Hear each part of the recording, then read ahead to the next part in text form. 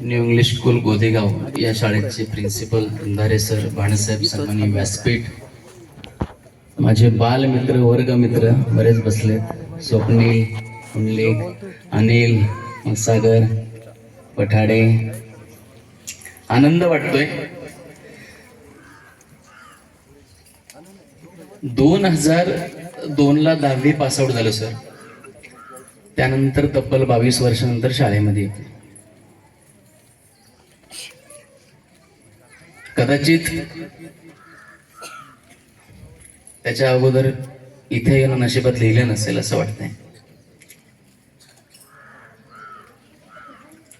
पहिली बाब सांगेल सर, मी हा दुसरा सन्मान अभिमानाचा घेतोय. पहिला म्हणजे आम्ही 2002 ला पास आउट झालो. 2003 ला मी वेटर म्हणून शिर्डीला लागलो.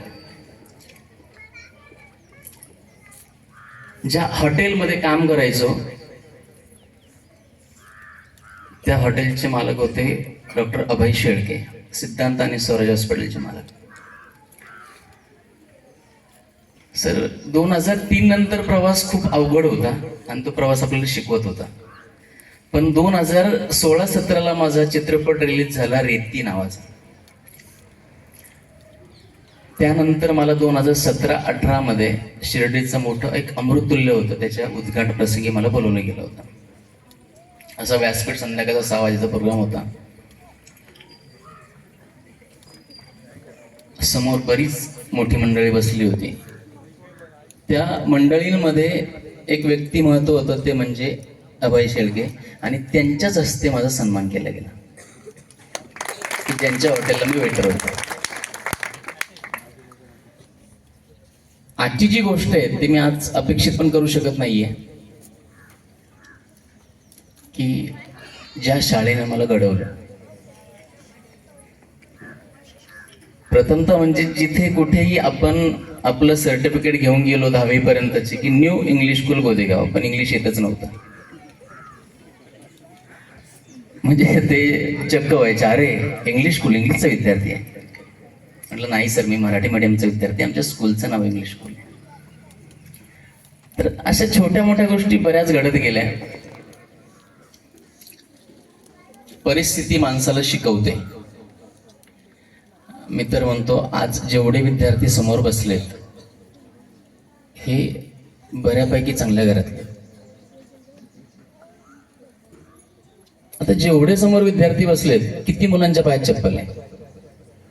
हात वरती करा.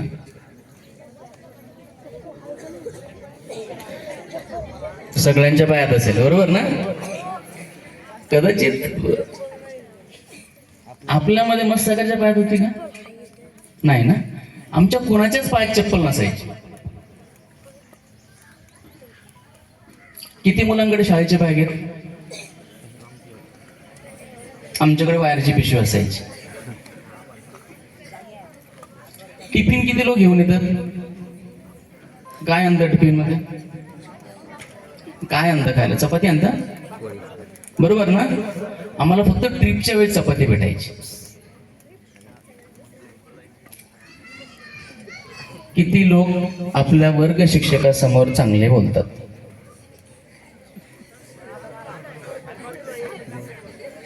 किती लोक मागे चांगलं बोलतात? जे गुरुवर्य आपल्याला घडवतात. मुळातच त्यावेळेस परिस्थिती खूप गरिबीची होती सर. म्हणजे कासलीवरून आम्ही 5 ते 7 किलोमीटर पायी जायचं. आणि ठराविक मुलांमध्ये असे काही मुलं होते की त्यांची घरची परिस्थिती चांगली होती. म्हणजे मला 2-3 जणच आठवतात. कधी योगेश माने आला नसेल आपल्याकडे आज? नाही ना. योगेश माने म्हणजे आमच्या त्यावेळेचं रॉकस्टार. त्याच्याकडे 2 व्हीलर आणायचं होतं. आणि आमच्या गावचा रमेश जाधव होता, बरोबर ना? हा, रमेशकडे सायकल होती. पण रमेशकडे सायकल असायची ना सर, आम्ही तिथून दप्तर त्याच्या सायकलवर द्यायचो आणि आम्ही सायकल उठायचो. 10वी पर्यंत चप्पल नव्हती, 10वी पर्यंत सायकल नव्हती, 10वी पर्यंत हातात बॅग नव्हती. ह्या सगळ्या खडतर प्रवासामधून आज इथे आपण उभे आहोत. आणि जो काही खडतर प्रवास, जो काही काटेरी प्रवास आपण करतो, त्यामधून पुढे जात असताना मागे बघायचं शिकायचं. आपण काय करतो, फक्त स्ट्रेट फॉरवर्ड चालतो. मागे जर परिस्थिती आपल्या लक्षात येत नसेल ना, तर आपण कोणतंही यश संपादन करू शकत नाही. आई वडील, शिक्षक यांचा आदर करणं पहिलं शिकायचं.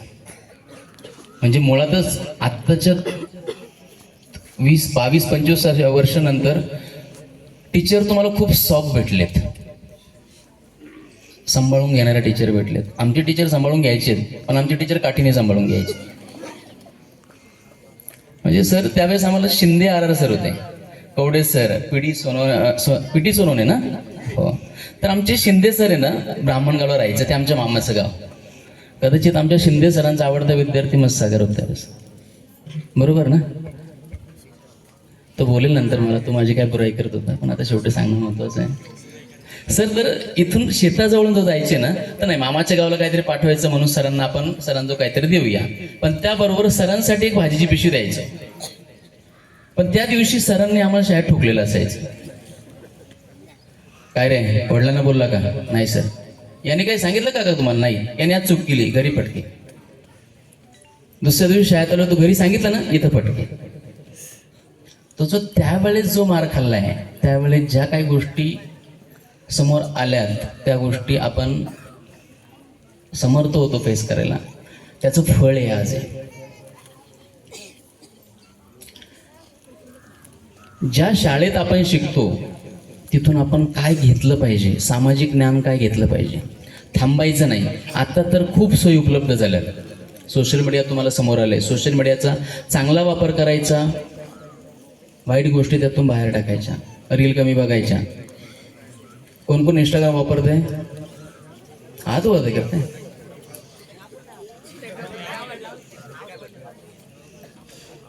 सोशल मीडियावरून बऱ्याच गोष्टी आपल्याला उपलब्ध होऊ शकतात, पण त्या आपल्या योग्य असाव्यात, त्याच आपण गोष्टी घ्याव्यात. अन्यथा मोबाईलमध्ये वेळ वाया घालवायचा नाही. एकदा तुमच्या यशापर्यंत तुम्ही पोहोचलात ना, मग तुम्हाला आयुष्यभर तेच करायचे. 12वी पर्यंतचा तुमचा काळ, 10वी ते 12वी पर्यंतचा तुमचा काळ हा खूप महत्त्वाचा असतो. ते आम्हाला त्यावेळेस समजत नव्हतं, जे आज तुम्हाला कोणीतरी सांगतंय. कारण आम्हाला त्यावेळेस सांगायला कोणी नव्हतंच. अभ्यास कर रे, अभ्यास कर रे. मी तर म्हणतो तुम्हाला बऱ्यापैकी प्लॅटफॉर्म आता उपलब्ध झाले, त्याचा वापर करा. कोणी शिक्षक होईल, कोणी डॉक्टर होईल, कोणी इंजिनियर होऊ शकतं, कोणी ॲक्टर पण होऊ शकतं, कोणी कॅमेरामॅन होऊ शकेल, कोणी कोरिओग्राफर होऊ शकेल, कोणी आर्ट डिरेक्टर होऊ शकतं. प्रत्येक क्षेत्रात मुलामुलींना आत्ता व्हावे, त्याचा फक्त आपण योग्य वेळेस वापर केला पाहिजे. आणि या सगळ्या गोष्टींना जोड असते तुमच्या शिक्षणाची. पण ते शिक्षण घेत असताना तुमचं सामाजिक ज्ञान पण तेवढं महत्वाचं आहे, ते पण आपण ठेवलं पाहिजे. आपले एथिक्स, आपली प्रिन्सिपल्स, आपण ह्या गोष्टी जपल्या पाहिजे. आपण या शाळेतून बाहेर जात असताना जर आपला बेशिस्तपणा जर आपला घेऊन गेलो, तर ह्या शाळेचं नाव खराब होणार आहे. दगड माहित असून दगड मोठा, मूर्ती कशापासून घडते? कोण घडवतं त्याला? मोठ्याने. जो एक मूर्तिकार असतो, तो दगडाला छनी हातोडीने घाव देऊन त्याला आकार आणतो, बरोबर ना. ते जे शिक्षक वर्ग जे बसलेत ना, हे तुमचे मूर्तिकार आहेत, जे 10वी 12वी पर्यंत तुम्हाला घडवण्याचा प्रयत्न करतात. त्यानंतर फक्त तुमची रंगरंगोटी होते. मग ते आपण आत्तापासून आत्मसात केलं पाहिजे. तर आपल्याला काय करायचं, आपला पुढचा मार्ग काय असेल. 2002 मधले माझे बरेच मित्र असे बसलेत की ते खूप गरिबीतून पुढे आलेले, पण माझ्या माहितीनुसार प्रत्येक जण सर्व्हिसला आहे आता. बरेच चेहरे नवीन दिसताय म्हणजे खूप वर्षानंतर बघतोय. अनिल मला आज दिसलाय. अनिलचा कधी काल वाढदिवस होता. Belated happy birthday Anil. Sir, तुम्ही सांगितल्याप्रमाणे तुम्ही जी इमारत उभी करताय, आजी माझी विद्यार्थ्यांनी खूप मदत केली आहे स्कूलला, तशी मी पण ग्वाही देतो. आमच्या बॅच तर्फे स्कूलसाठी जे काही करता येईल आम्ही ते करण्यास तयार आहोत. कारण ही शाळा फक्त त्यांची एकट्याची नाहीये, त्यात जे उभं करताय हे सगळ्यांसाठी उभं करताय. आणि ह्या शाळेतूनच घडून आम्ही बाहेर गेलोय, घडून गेलोय, बिघडून नाही गेलोय. कारण बिघडून गेलो असं तिथं नसतो पण आम्ही. म्हणून या शाळेचे आमच्यावरती खूप उपकार आहेत. ते उपकाराचं ऋण कुठेतरी फेडलं पाहिजे, आणि ते आम्ही नक्की फेडणार. आज जो काही मला न्यू इंग्लिश स्कूल गोदेगाव या शाळेने जो काही आज मान सन्मान मला दिलाय, ते मी अपेक्षा पण करू शकत नव्हतो. एवढा मोठा सन्मान आज मला केलाय. त्यामध्ये जुंदारे सर असतील, भाणसाहेब असतील, शिक्षक वृंद, माझे सहकारी, माझे मित्र, यांचे सर्वांचे धन्यवाद मानतो. आम्ही ते थांबतो. जय हिंद, जय भारत.